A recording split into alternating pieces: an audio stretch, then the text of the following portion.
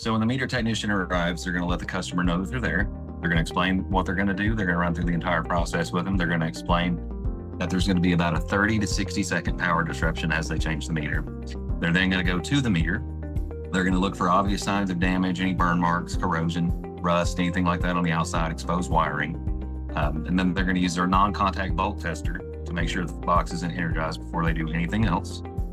After that, they're going to check their PPE. They're going to check their boots, pants, gloves, shirt, face shield, face mask, safety glasses, balaclava, the whole 9 yards. Make sure there's no jewelry on them or anything like that, anything that could energize. And then they're going to line up next to the meter. When they get to the meter, they're going to stand to the side.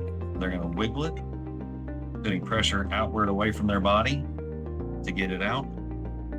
They're going to check the back to make sure there's no burns or obvious damage around the stabs here, or the blades as we call them. Then they're going to check the inside of the meter box as well, make sure there's nothing in there.